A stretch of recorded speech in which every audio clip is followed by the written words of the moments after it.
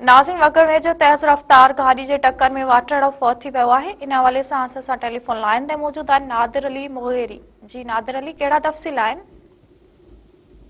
जी बिल्कुल, मां के अफ़सोसनाक ख़बर खां अपडेट कंदो हलां त ही वगण भरिसां मेन इंडस हाईवे रोड ते ॻोठ ख़ैर मोहम्मद मुगेरी वटि नामालूम तेज़ रफ़्तार गाॾी जेको आहे सो जे टक्कर में जेको आहे सो हिकिड़ो पैदल जेको आहे सो रोड क्रॉस कंदड़ जेको आहे सो फौत थी वियो आहे। जॾहिं त फौत थी वियल जेको आहे सो पीरसन खे जेको आहे सो पुलिस पारां बर वक़्ति वाक़े वारे हंधि पहुची करे संदसि मड़ खणाए वगण सरकारी अस्पताल पहुचायो, जंहिंजी जेको आहे सो सुञाणप जेको आहे सो कयो वियो। जेके IT पारां जेको आहे सो फौती जी सुञाणप जेको आहे सो मोहम्मद बिरोही तौर ते पिणु कई आहे, जेको ॿुधायो पियो वञे त मेहड़ भरिसां जो जेको आहे ॻोठ उतां जो ई हुयो ऐं जेकी गाॾी टकर हणी जेको पीरसन खे फौत करे जेकी गाॾी हुई त उहा वाक़े वारे हंधि तां फरार थी वई आहे। होॾां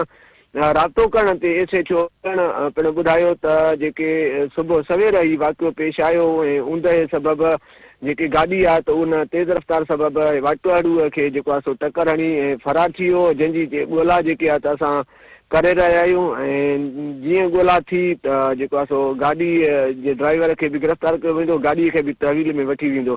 ऐं ॿिए पासे मां तव्हांखे ॿुधाईंदो हलां त जेको फौती हमराह हुआ उनजी जेकी सुञाणप आहे उहा जेको आहे सो ॻोठ मेहड़ भरिसां ॻोठ आहे उतां जो थियो आहे, जंहिंजे जेको आहे सो मड़ खे संदसि जा जेके वारस आहिनि उहे वगण पहुची विया आहिनि ऐं उहो लाश जेको आहे सो खणाए पंहिंजे अबाणे ॻोठ तरफ़ रवाना थी विया आहिनि। जी नादिर अली, महिरबानी जी।